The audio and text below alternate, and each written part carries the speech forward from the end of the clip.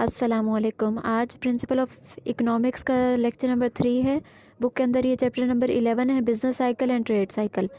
Start करते हैं, लेकिन वीडियो स्टार्ट करने से पहले आप पहले मेरे चैनल को सब्सक्राइब कर दें ताकि आगे आने वाले लेक्चर्स आपको आसानी से मिल सके। Business cycle in a capitalistic system economic activities do not remain alike.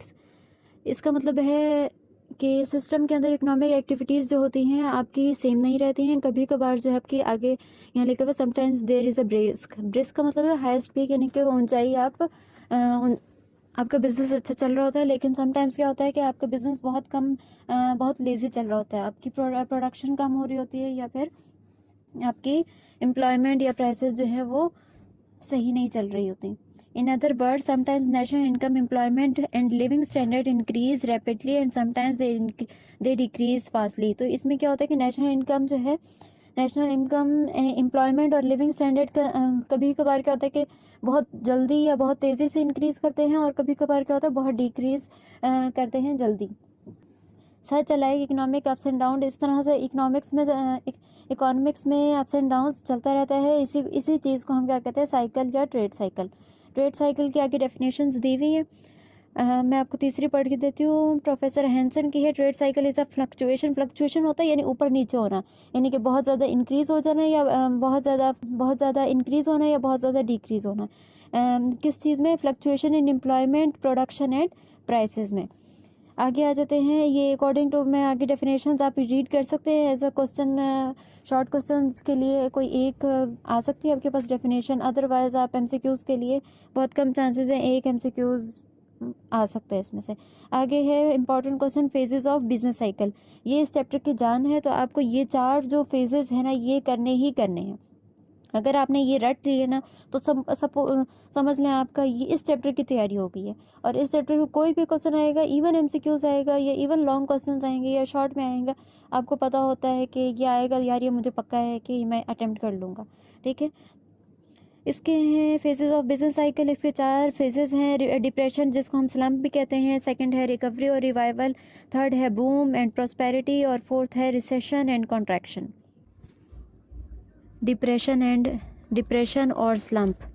In this phase of trade cycle, economic activities become very slow. Production of goods and services is very low. इसमें क्या होता है कि economic activities जो होती हैं वो बहुत कम हो जाती हैं और प्रोडक्शन आपकी कम हो जाती है।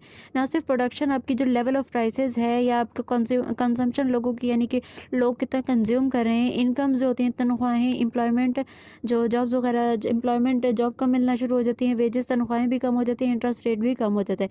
यानी कि एक तरह से आप समझ लें कि आपकी जो कंपनी है या फिर आपकी ऑर्गेनाइजेशन या फार्म, वो सबसे बुरे वक्त में चल रहा है। ठीक है, छोटे वो कहते हैं ना, हर किसी का बुरा वक्त आता है, तो हर कोई कंपनी इस लेवल पे ना, हर कंपनी या आप कैसे, हर फर्म जो है वो अपने निचले दर्जे पे चल रही होती है। यहाँ पे लिखा हुआ है level of income and employment is lowest, यानी कि बहुत लेवल ऑफ इनकम भी कम होती है और एम्प्लॉयमेंट भी कम हो जाती है। The demand for goods and services falls. जाहिर सी बात है, आपकी जो कंपनी से या लेवल ऑफ इनकम और एम्प्लॉयमेंट लोएस्ट है, तो बाकी जो डिमांड्स, चीज़ों की डिमांड है और जो सर्विसेज हैं वो भी नीचे लोएस्ट लेवल पे चली जाती है, जिसकी वजह से क्या होता है, जनरल प्राइसेस आपकी वो भी गिर जाती हैं। The profit of the entrepreneurs का प्रॉफिट भी वो कम हो जाता है। और other firms have to bear loss, even के फार्म्स को लॉस उठाना पड़ता है।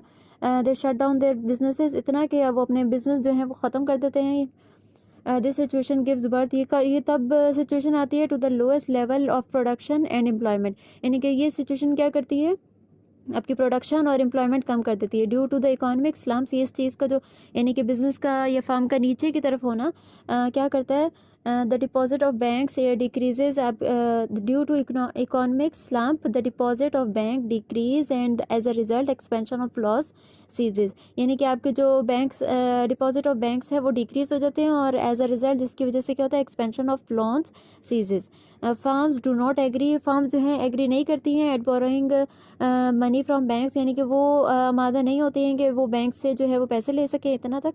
एज अ रिजल्ट जिसकी वजह से क्या होता है, रेट ऑफ इंटरेस्ट वो भी गिर जाता है। परचेसिंग पावर, यानी कि लोगों की जो चीज़ें लेने की जो पावर है वो भी गिर जाती है, डिक्रीज हो जाती है। इन शॉर्ट, मैंने आपको बताया कि शुरू में कि डिप्रेशन में क्या होता है, लेवल ऑफ प्राइसेस, जो प्राइसेस होती है, कंजम्पशन होता है, income, employment, wages, interest rate और बहुत सारे जो फैक्टर्स होते हैं वो सारे जो है वो लोएस्ट लेवल पर जा रहे होते हैं। तो ये है डिप्रेशन और स्लम्प। ठीक है, आखिर में आपको मैं इसकी डायग्राम के थ्रू भी एक्सप्लेन करूँगी। अच्छा, रिकवरी और एक्सपेंशन क्या होता है? वो कहते हैं ना कि बुरा वक्त हमेशा के लिए नहीं रहता। ठीक है, तो बस यही है। रिकवरी में क्या होता है कि phase of depression does not last forever, यही बात हो रही है। After some time the phase of revival, यानी कि रिवाइवल शुरू हो जाता है अब set in under the influence of different factors, यानी डिफरेंट फैक्टर्स के थ्रू जो है आपकी कंपनी या आपकी जो फार्म है वो अच्छा परफॉर्म करने लग जाती है, यानी रिकवरी होने लग जाती है। अब वो फैक्टर्स कौन कौन से होते हैं? वो ये भी हो सकते हैं, demands of goods start rising up, लोगों की चीज़ों की डिमांड बढ़ रही है जिससे आपकी प्रोडक्शन यूनिट जो है उन्होंने प्रोडक्शन स्टार्ट कर दी है चीज़ों की। उसके बाद firm replaces their existing machine, जो पुरानी मशीन थी या कोई ख़राब हो गई थी, कोई ऐसी मशीन थी जो कि आपको फ़ायदा नहीं दे सकती हो, तो वो उनको चेंज कर लेती हैं वो, और फिर आपकी एम्प्लॉयमेंट भी बहुत ज़्यादा हो जाती है। कंजम्पशन स्टार्ट राइजिंग है, एंटरप्रेन्योर बिकम्स होपफुल। जाहिर सी बात है, इन्वेस्टर्स जो हैं वो इन्वेस्ट करते हैं, एंटरप्रेन्योर जो है वो होपफुल हो जाते हैं, और फिर क्या है आपकी प्रोडक्शन, एम्प्लॉयमेंट, प्रॉफिट जो है वो रेगुलरली आपका इंक्रीज़ होने लग जाता है। लोग जो है वो डिसअपॉइंटेड जो है वो डिप्रेशन के आपने जो पिछला फेज़ पढ़ा जिसमें डिप्रेशन, लोग जो है वो डिप्रेस हो गए थे, डिसअपॉइंट हो जाते हैं। लेकिन इस वाले स्टेप में क्या है कि रिकवरी, यानी होपफुल हो जाते हैं कि यार कहीं ना कहीं उम्मीद बाकी है। In this way recovery emerges और अकॉर्डिंग प्राइसेस, जिसकी वजह से क्या उसके साथ साथ क्या होता है कि prices, wages, interest rate, profit, employment and production start rising gradually. ये वो आहिस्ता ग्रेजुअली यानी कि बहुत आहिस्ता आहिस्ता वो इंक्रीज़ करने ही लग जाता है। ठीक है, इसीलिए देखा गया है कि ज़्यादातर कंपनी शुरू में जो है जब वो बनाती हैं, बहुत सारी कंपनी शुरू में इतना अच्छा परफॉर्म नहीं कर रही होती फार्म्स, लेकिन आहिस्ता आहिस्ता जब वो अपना नाम या लोगों तक उनकी पहचान होती है या उनकी उनको प्रोडक्ट की पहचान होती है उनकी, तो आहिस्ता आहिस्ता वो ग्रो करने लग जाती हैं। तो वो जब वो आहिस्ता आहिस्ता ग्रो करने लग जाती हैं, तो उससे आगे जो है वो अभी अपना नाम बना रही हैं। ठीक है, उससे आगे स्टेप क्या है? वो एक टाइम आता है जो कि बहुत पीक का टाइम होता है। वो कौन सा फेज़ है? वो है बूम और प्रोस्पेरिटी का। बूम और प्रोस्पेरिटी क्या है? लेकिन ये समझने से पहले अगर आप मेरी वीडियोस देख रहे हैं तो मेरे चैनल को भी सब्सक्राइब कर दें ताकि आगे आने वाली वीडियोस आपको आसानी से मिल सकें। आगे क्या है? बूम और prosperity, phase of recovery lead economy to boom और प्रोस्पेरिटी। अच्छा, phase of recovery leads economy to boom और प्रोस्पेरिटी, इसमें क्या होता है कि आपकी इकोनॉमी जो है वो बूम कर जाती है, लेवल ऑफ इनकम राइज कर जाती है, owing to which demands for goods and services increases, यानी आपकी जो डिमांड्स, चीज़ों की डिमांड और सर्विसेज है वो भी इंक्रीज़ कर जाती है मार्केट में, और साथ के साथ level of employment, living standard वो भी इंक्रीज़ कर जाता है, प्रोडक्शन। एक बात के बूम और प्रोस्पेरिटी है, इसमें आपकी जो इसमें बहुत ज़्यादा इन्वेस्टमेंट होती है। वो इन्वेस्टमेंट क्यों होती है? क्योंकि अगर आपकी लेवल ऑफ एम्प्लॉयमेंट इंक्रीज़ कर जाता है और लेवल स्टैंडर्ड वो भी राइज अप करना शुरू कर जाता है। प्रोडक्शन इनकम एंड प्रोडक्शन यानी आपकी चीज़ों कंपनी में जो चीज़ें बन रही हैं वो भी ज़्यादा हो जाती हैं, बनना शुरू हो जाती है। इनकम, तनख्वाहें, investment increase with a great speed, बहुत तेज़ी से वो इन्वेस्टमेंट जो है वो इन्वेस्ट कर रहे होते हैं, इन्वेस्टर्स इन्वेस्ट कर रहे होते हैं। Rate of interest increases as profit entrepreneurs increases, जिसकी प्रॉफिट भी इंक्रीज़ हो रहा होता है एंटरप्रेन्योर्स का, जिसकी वजह से वो लोन्स बैंक से और लेकर इन्वेस्ट कर रहे होते हैं, जिसकी और डिमांड जो है वो लेबर की वो भी इंक्रीज़ हो जाती है। ज़ाहिर सी बात है, वो काम कर रहे हैं तो उनकी डिमांड भी इंक्रीज़ हो जाती है। इसी वजह से उनकी तनख्वाहें इंक्रीज़ हो जाती हैं। Prices of goods and cost of production increases, वही बात जो प्राइसेस, चीज़ों की प्राइसेस और कॉस्ट ऑफ प्रोडक्शन भी इंक्रीज़ हो जाता है। As a profit of firms are highest during the, इस स्टेज पर आपका प्रॉफिट बहुत हाईएस्ट होता है। किसी भी कंपनी या किसी भी फर्म का प्रॉफिट जो है इस स्टेज पर बूम वाले फेज़ पर बहुत ज़्यादा प्रॉफिट मिल रहा होता है, यानी आप बहुत क्या सबसे हाईएस्ट लेवल का जो प्रॉफिट आप एक्सपेक्ट कर सकते हैं वो आपको मिल रहा होता है। So the increase investment too much, बहुत ज़्यादा इन्वेस्टर्स इन्वेस्ट कर रहे होते हैं इसमें।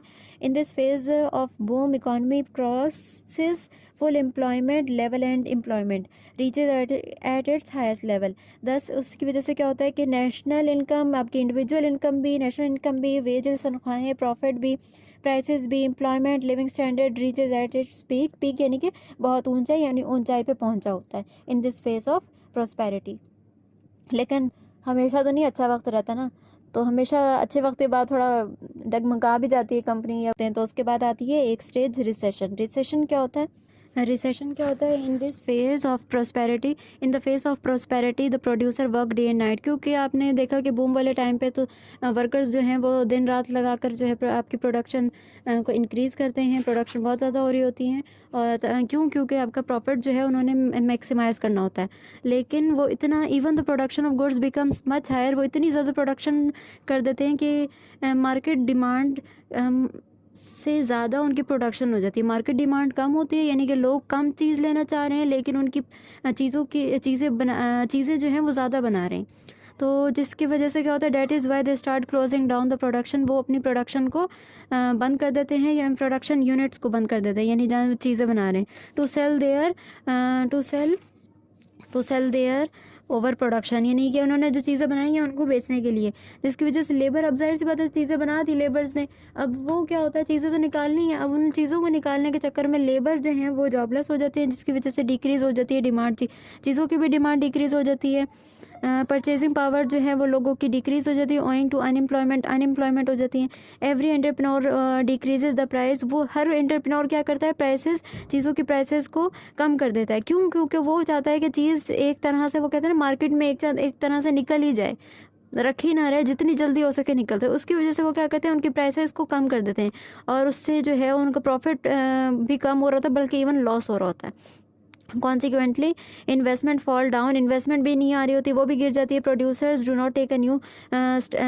Do not set up a new factories, ना वो न्यू फैक्ट्रीज़ को नहीं डेवलप कर रहे होते, rather than working factories also decreases, जो वहाँ काम हो रहा होता है वो भी आहिस्ता आहिस्ता कम हो जाता है। The banks also demand the payment of their debts, जो उधारे लिए होते हैं इन्वेस्टमेंट के लिए, वो सारी बस नुकसान हो जाता है, लॉस हो जाता है, तो जो उधारा आपने लिया हुआ है वो भी तो चुकाना होता है ना, तो वो क्या होता है कि वो बैंक्स पे आपको मांग रहे होते हैं कि ये उधार दे दो हमें। And the investment further contracts, जो इन्वेस्टमेंट होती हैं आगे के जो कॉन्ट्रैक्ट होते हैं वो भी कैंसिल हो जाते हैं। करें कि द पीरियड जिसमें प्रोस्पेरिटी से लेके आपका स्लम्प यानी नीचे की तरफ आता है वापस, इस प्रोसेस को क्या कहते हैं, रिसेशन। ये स्लम्प क्या था? ये स्लम्प वही स्टेज था जो कि हमने सबसे पहले पढ़ा था, जिसमें से कंपनी या फार्म की सिचुएशन बहुत बिगड़ी हुई होती है, यानी कि उसमें एक तरह से नुकसान हो रहा होता है कंपनी को बहुत, हर चीज़, आपकी प्राइसेस, आपकी कंजम्पशंस, आपकी income, employment, wages, interest rate, सब कुछ वो लोएस्ट लेवल पर चल रहा होता है। तो ये इस क्या कहते हैं कि बूम से लेके स्लम्प या डिप्रेशन तक के स्टेज को आने को क्या कहते हैं, हम रिसेशन कहते हैं। इसमें आगे आपको डायग्राम दी हुई है, diagram of phases of trade cycle, यही डायग्राम है। एक तरफ आपको नीचे की तरफ टाइम बताया हुआ है और आहिस्ता आहिस्ता बिजनेस एक्टिविटी बताई हुई है। जैसे जैसे आपकी बिजनेस एक्टिविटी बढ़ रही होती है उसमें क्या होता है, रिकवरी आ रही होती है, और जब आपकी जो हाईएस्ट पीक होती है उसमें बूम आ रही होती है। फिर जब नीचे गिरने लग जाती है, नीचे आपकी लाइन नीचे की तरफ आ रही होती है, उसमें क्या होता है, रिसेशन। जाहिर सी बात है, आपकी बूम से लेके आपका डिप्रेशन आ रहा है, उस बूम से लेके डिप्रेशन के दरमियान के स्टेप को क्या कहते हैं, रिसेशन कहते हैं।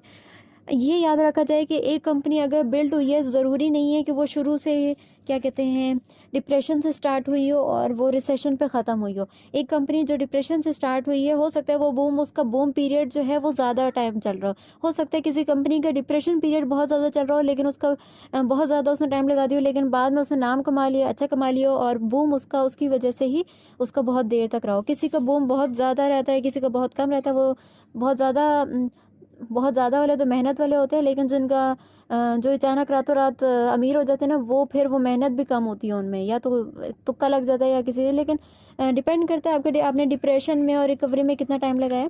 और ज़रूरी नहीं है कि अगर आपका एक बार बूम आ गया या फिर एक बार आपका डिप्रेशन आ गया तो आपकी कंपनी कभी भी रिकवरी नहीं कर पाएगी। कंपनीज, फार्म्स में बूम एक नहीं बल्कि हज़ारों मरतबा आ सकता है, और इसी तरह रिसेशन और डिप्रेशन, बुरा वक्त और अच्छा वक्त हमेशा नहीं रहता। तो ये चीज़ है आज का टॉपिक। में मैंने बताया phase of the business cycle. अगले हम वीडियोस में बताएंगे main characteristic of business cycle. तो इससे पहले आप मेरे चैनल को सब्सक्राइब कर दें ताकि आगे आने वाली वीडियोस आपको आसानी से मिल सके। Thank you. अल्लाह हाफिज़।